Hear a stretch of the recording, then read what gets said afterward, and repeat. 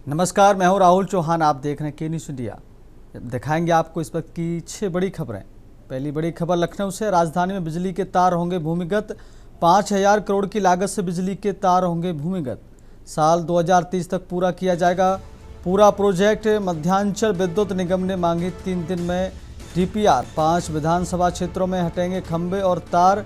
गोमती नगर, हजरतगंज, अलीगंज समेत कई इलाके केंद्र सरकार की विशेष योजना से होगा पूरा खर्च। शहर में बिजली व्यवस्था होगी और अधिक मजबूत। आंधी पानी में बिजली कटौती की समस्या होगी कम। हादसों में आएगी कमी। शहर की खूबसूरती बढ़ेगी। फॉल्ट ढूंढने, मरम्मत में होगी तकनीकी चुनौतियां।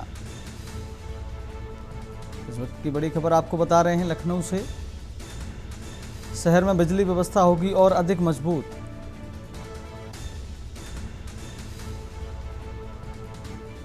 हादसों में आएगी कमी। शहर की खूबसूरती बढ़ेगी। इसी खबर पर अधिक जानकारी के लिए हमारे साथ लखनऊ से संवाददाता अश्वनी कुमार फोन लाइन पर जुड़ गए हैं। अश्वनी जी, सवाल है आपसे, शहर में बिजली की व्यवस्था और अधिक मजबूत करने के लिए ये कदम उठाया गया है, क्या कुछ जानकारी आपके पास है? और आगे बिल्कुल लखनऊ में करीब 5,000 करोड़ रुपए की लागत से बिजली के तारों को भूमिगत किया जाएगा, जिससे कहीं न कहीं जो बिजली व्यवस्था वो बेहतर होगी। इस योजना से हादसे कम होंगे और तो जो सौंदर्य है वो भी शहर का बढ़ेगा। हालांकि एक तकनीकी दिक्कत जरूर आएगी। जब फॉल्ट कोई होगा उस दौरान कहीं ना कहीं उसकी मरम्मत करने के लिए समय जरूर लगेगा। अगर बात करें तो इसको लेकर के 2030 तक काम करने की डेडलाइन दी गई है। मध्यांचल विद्युत वितरण निगम के जो निदेशक हैं टेक्निकल हरीश बंसल, उन्होंने लखनऊ के चारों जो मुख्य अभियंता हैं उनसे योजना की डीपीआर है वो 3 दिन के अंदर मांगी है। इसको लेकर के अब तेजी के साथ काम किया जा रहा है।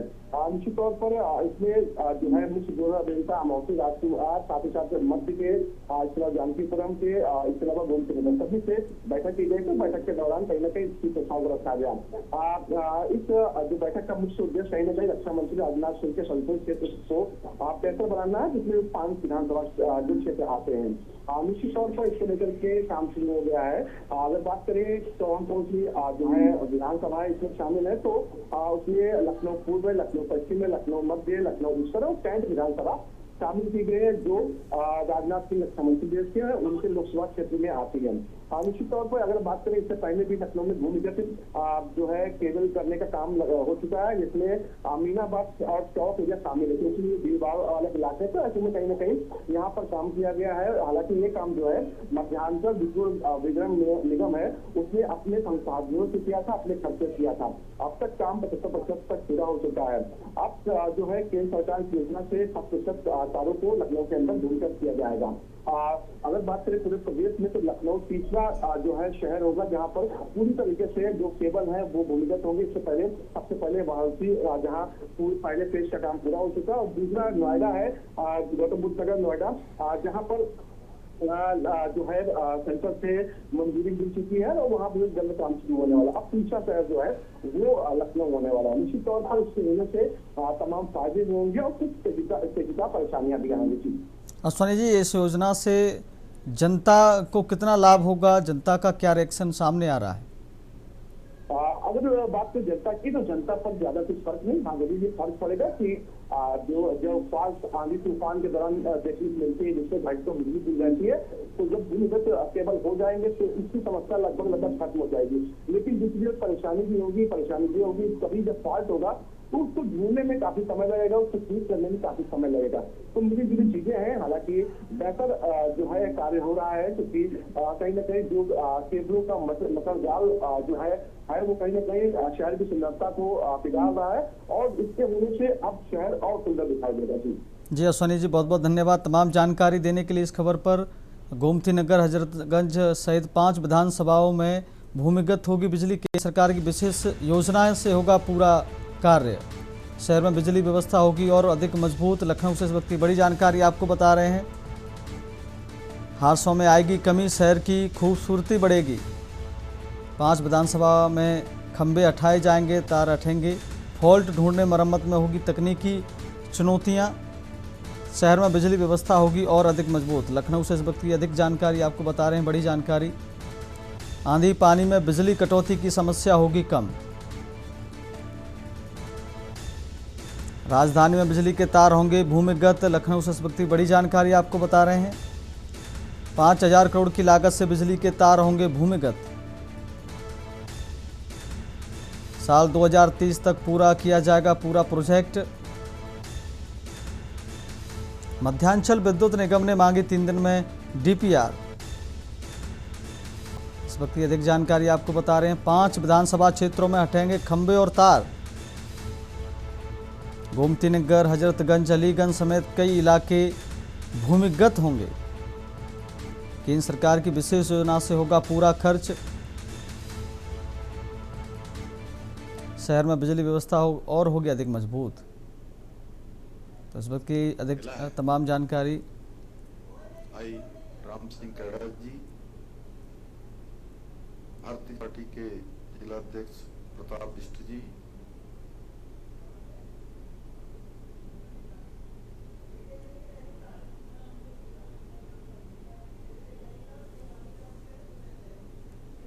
सीधे चलेंगे नैनीताल, जहां सीएम पुष्कर सिंह धामी क्या कुछ कह रहे हैं, आइए आपको सुनवाते हैं।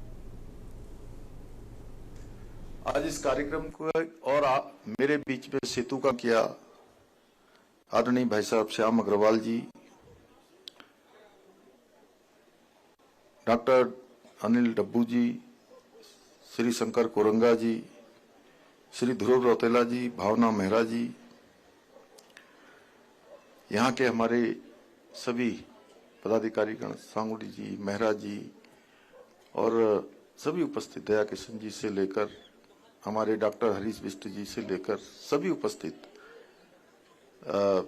नितिन जी से लेकर जुगल भाई, तमाम मेरे साथीगण, मैं सबका नाम नहीं ले पा रहा हूँ, मनोज भट्ट जी और सभी उपस्थित, यहाँ पर हमारे मंडल के अध्यक्ष, सभी युवा आए हुए, सभी अतिथिगण, हमारे जिलाधिकारी जी श्री ललित मोहन रायल जी, मंजूनाथ टीसी जी, और जिनके निमित्त आज ये शानदार कार्यक्रम यहाँ पर हो रहा है, हमारे वाइस चांसलर रहे बिष्ट जी, और जिनके निमित्त आज इस बहुत ही रंगारंग कार्यक्रम यहाँ पर हो रहा है, सांस्कृतिक कार्यक्रम भी है, अनेक कार्यक्रमों की श्रृंखला है। मैं अभी पूरा चार्ट देख रहा था जो पांडे जी ने मेरे सामने रखा था, और जिनके निमित्त हो रहा है, ऐसे सभी संस्थान के मेरे प्रिय छात्र एवं छात्राएं, मैं आप सभी को आज के इस बिरला संस्थान के वार्षिकोत्सव के अवसर पर आप सभी को मैं अपनी ओर से हार्दिक बधाई देता हूं, आप सबको शुभकामनाएं देता हूं। मेरे लिए आप सबके बीच में आना बहुत सच में बहुत खुशी भी है, बहुत प्रसन्नता का विषय है कि मुझे आज इस प्रतिष्ठित संस्थान में हमारे सभी देश के कर्णधारों के बीच, होनहार छात्र छात्राओं के बीच में आज उपस्थित होने का शुभ अवसर प्राप्त हुआ है। इसके लिए मैं विशेष रूप से संस्थान का आभारी हूं, और पांडे जी आपका विशेष रूप से कि आज आपने मुझे इस सभी भारत की जो तरुणाई है, युवा शक्ति है, हमारे अमृतकाल के जो कर्णधारक हैं, उन सभी कर्णधारों से मिलने का मुझे अवसर दिया। आज मुझे संस्थान के कंप्यूटर साइंस एवं इंजीनियरिंग विभाग के नवनिर्मित भवन का भी उद्घाटन करने का भी आज ये सौभाग्य मुझे प्राप्त हो रहा है, जिससे निश्चित ही हमारे छात्र छात्राओं के लिए आधुनिक शिक्षा, अनुसंधान और नवाचार के नए अवसर खुलेंगे। और मैं आज सच में यहाँ पहुंचते ही मैं देख रहा हूं कि आप सभी का उत्साह, आप सबकी ऊर्जा और रचनात्मकता देखकर मैं पूरे विश्वास के साथ कह सकता हूं कि हमारे देश का भविष्य आप जैसे प्रतिभाशाली और संकल्पवान युवाओं के हाथों में पूरी तरह से सुरक्षित रहने वाला है। साथियों, हमारे देश के पूर्व राष्ट्रपति प्रोफेसर एपीजे अब्दुल कलाम जी कहा करते थे कि भारत में प्रतिभाओं की कोई कमी नहीं है, आवश्यकता केवल उन्हें पहचानने की है और पहचान कर उनको सही दिशा देने की है। मुझे विश्वास है कि इस संस्थान का प्रबंधन इसी भावना के साथ कार्य करते हुए हमारे युवाओं की प्रतिभा को निखारने में, उनके व्यक्तित्व को उभारने में बहुत महत्वपूर्ण भूमिका निभा रहा है।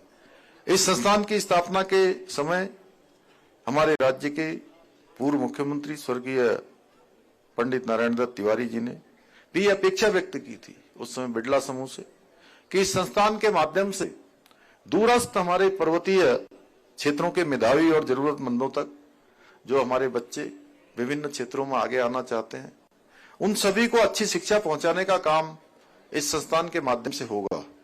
और मुझे प्रसन्नता है कि यह संस्थान आज उसी भावना को निरंतर आगे बढ़ा रहा है।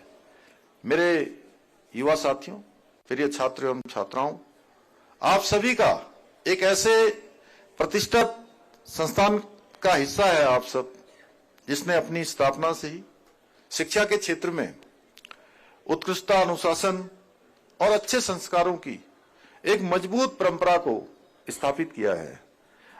अभी कुछ देर पहले जब मैं यहाँ के संस्थान के छात्र छात्राओं द्वारा तैयार किए गए कुछ मॉडल्स देख रहा था, हालांकि थोड़ा हमारे सब आयोजक गण और साथ में पांडे जी भी कह रहे थे थोड़ा जल्दी चलो, लेकिन उसके बावजूद भी उनके द्वारा जो मॉडल्स तैयार किए गए मैं अवलोकन कर रहा था, तो आप सबकी जो सोच है, जिस प्रकार से वहां पर ट्रैक सिस्टम लगाया गया था, जिस प्रकार से ड्राइविंग का बनाया गया था, अन्य सुरक्षा के अन्य इंतजाम किए गए थे, सच में आप सबकी जो सोच है, नवाचार, रचनात्मकता, और मैं कहूं कि मैं इसको देखने के बाद मैं आप सबका फैन हो गया।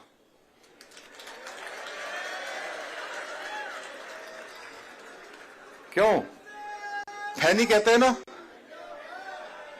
क्यों भाई? वहां वो पीछे वालों से पूछ रहा हूं मैं, हमारे सभी छात्रों से, स्टूडेंट से, फैन कहते हैं ना? तो जोर से बोलिए, क्या कहते हैं? चलिए, ये इस बात का स्पष्ट प्रमाण है कि इस संस्थान द्वारा विद्यार्थियों के सर्वांगीण विकास हेतु उन्हें आवश्यक जो एनवायरमेंट है, एक अच्छा वातावरण यहां पर संस्थान के द्वारा प्रदान किया जा रहा है। मुझे गर्व है कि यह संस्थान वर्षों से उत्तराखंड में यहां के युवाओं को तकनीकी शिक्षा के क्षेत्र में आगे बढ़ाने में बहुत महत्वपूर्ण कार्य कर रहा है। जब पहाड़ में तकनीकी शिक्षा के अवसर बहुत सीमित थे, बहुत कम थे, तब इस संस्थान ने युवाओं को रास्ता दिखाने का काम किया। आज इस संस्थान के पढ़े हुए विद्यार्थी देश ही नहीं बल्कि दुनिया के अलग अलग हिस्सों में अपनी प्रतिभा, अपनी क्षमता, योग्यता से उत्तराखंड के साथ साथ पूरे देश का भी नाम रोशन कर रहे हैं। मुझे बताया गया कि यहाँ के कई छात्र तो ऐसे भी हैं जो प्रशासनिक सेवाओं और भारतीय सेना जैसे महत्वपूर्ण क्षेत्रों में अपनी बहुत महत्वपूर्ण भूमिका निभा रहे हैं। ये हम सभी के लिए गर्व का विषय है कि यहां से निकले अनेक युवाओं ने अपने खुद के स्टार्टअप भी तैयार किए हैं, अपने खुद के स्टार्टअप शुरू किए हैं। इसलिए मैं गर्व के साथ कह सकता हूं कि बिड़ला संस्थान भीमताल हमारे राज्य का न केवल एक महत्वपूर्ण संस्थान है, बल्कि एक निजी संस्थान होने के बावजूद सरकार के साथ निरंतर कंधे से कंधा मिलाकर राज्य में तकनीकी शिक्षा को मजबूत करने के लिए निरंतर कार्य कर रहा है। आज यहां आकर मुझे ऐसा महसूस हुआ कि मैं केवल एक शिक्षण संस्थान में नहीं बल्कि ऊर्जा, नवाचार और प्रतिभा के एक जीवन संगम के बीच में खड़ा हूं, क्योंकि यहां आपको केवल किताबों की शिक्षा नहीं दी जाती है, बल्कि सोचने, समझने और कुछ नया करने की प्रेरणा दी जाती है।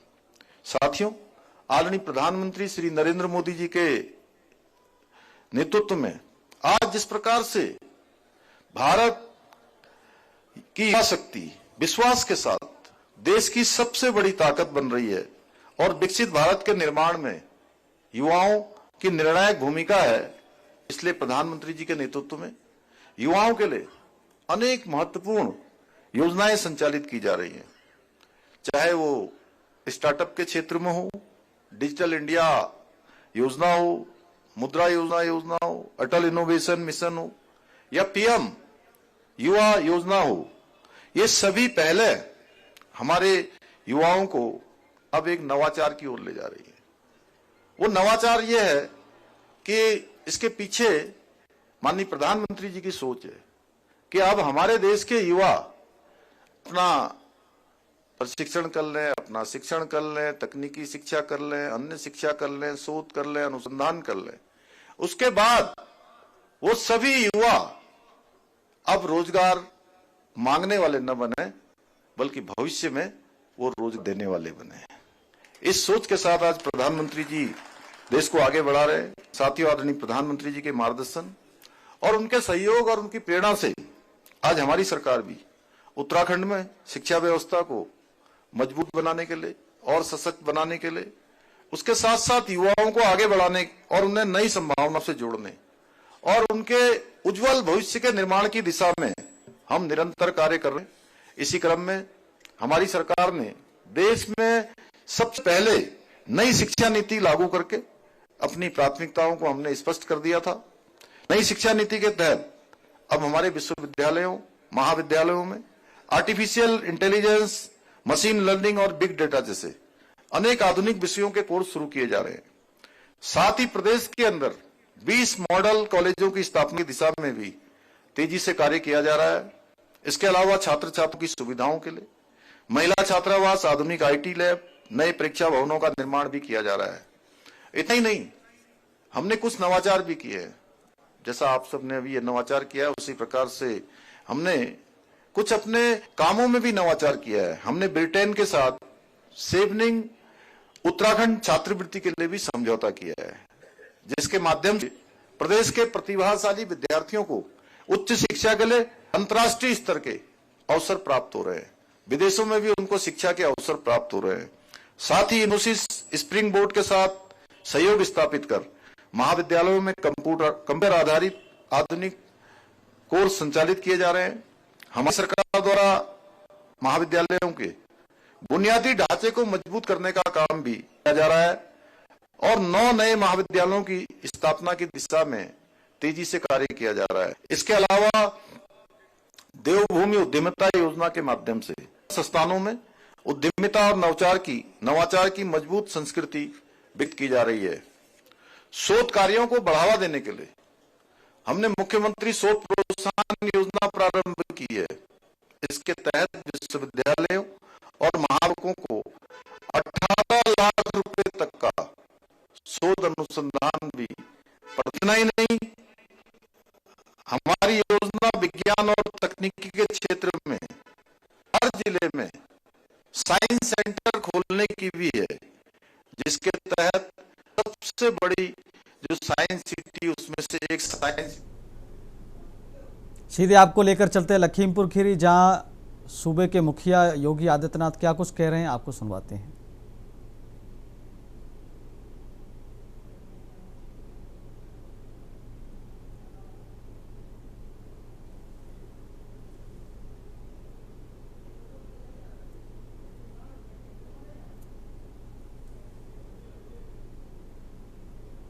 सहज और सरल है, परहित शर्म नहीं भाई, और उसको जीवन अंगीकार करने के उद्देश्य से ही डबल इंजन की ये भारतीय जनता पार्टी की सरकार लगातार पिछले 9 वर्षों से प्रधानमंत्री मोदी जी के मार्गदर्शन और उनके यशस्वी नेतृत्व में आज उसी अभियान को लेकर के चल रही है। और उसी क्रम में आज मुझे लखीमपुर खीरी जनपद के अंदर, अभी कुछ देर पहले मैं पलिया में था, वहां पर लगभग 7,000 परिवारों को, यानी 35,000 की आबादी को आज उनका भौमिक अधिकार दिया गया है। आज 1,000 परिवारों को इस मुहिम में भी ये भौमिक अधिकार उपलब्ध कराया जा रहा है। पलिया में हम कार्यक्रम में थे।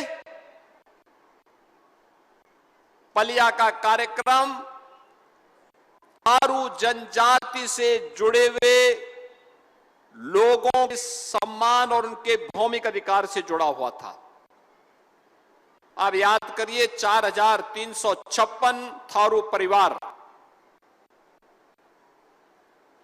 कभी उन्हें भौमिक अधिकार नहीं पाया। वे भारत की आजादी के आंदोलन में मुगल आक्रांताओं से जूझते हुए महाराणा प्रताप की सेना का हिस्सा बनते हुए लड़ते रहे और अंत में यहां ठौर ठिकाना मिला तो कभी मालिकाना अधिकार स्वतंत्र भारत में भी नहीं मिल पाया। पहली बार इतिहास में जो थारू महाराणा प्रताप को अपना पूर्वज मानते हैं, शौर्य और पराक्रम के लिए स्वदेश और स्वाभिमान क्या होना चाहिए था, उन थारू जनजाति के लोगों को महाराणा सांगा की पावन जयंती के एक दिन पहले आज हम लोगों ने भौमिक अधिकार उसी में जाकर के उपलब्ध कराया है, चंदन चौकी में जाकर के उपलब्ध करवाया है। देश की आजादी की लड़ाई में योगदान देने वाले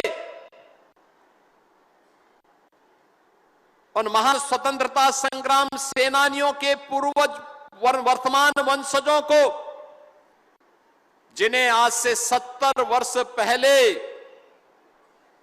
तत्कालीन सरकार ने बसाया तो था, लेकिन कभी उनको अधिकार नहीं दिया। जमीन का अधिकार नहीं, मकान का अधिकार नहीं, राशन कार्ड का अधिकार नहीं।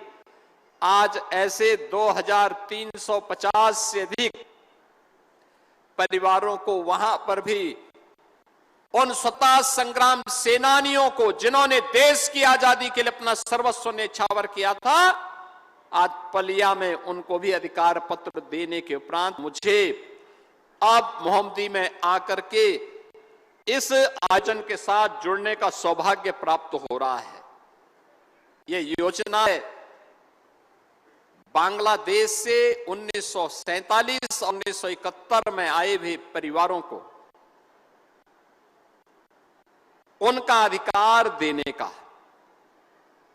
याद कीजिए, ये पापी पाकिस्तान अपने कर्मों से पहले भारत का विभाजन किया और फिर पाकिस्तान के भी टुकड़े हुए हैं।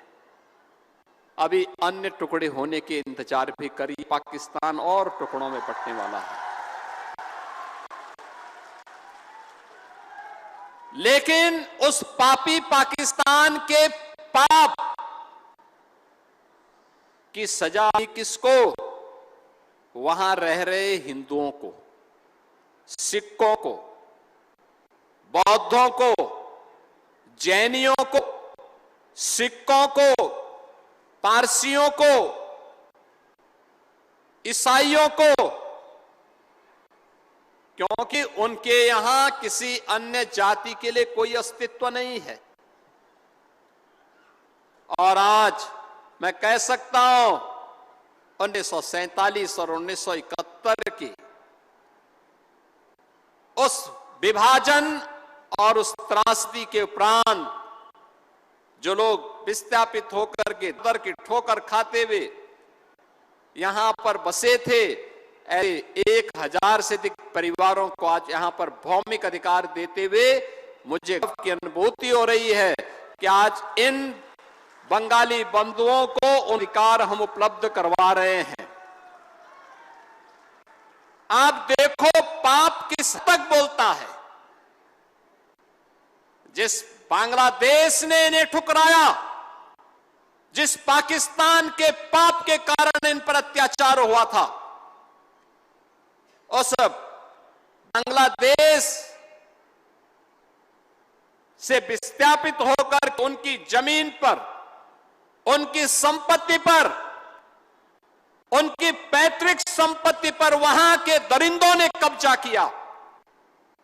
और कांग्रेस का पाप देखो, आपका डर तो लिया, आपसे वोट तो लेते रहे, लेकिन कभी आपको मालिकाना अधिकार नहीं दिया। आपकी पहचान छुपाने के लिए गांव का नाम भी मियापुर रख दिया। आप सोचो, एक भी मियां नहीं, लेकिन नाम मियापुर। अब ये मियापुर नहीं रहेगा, अब बांग्लादेश से आए हुए इन बंदों की इस बस्ती का नाम रविंद्र नगर होगा। रविंद्र नगर, देव रविंद्र।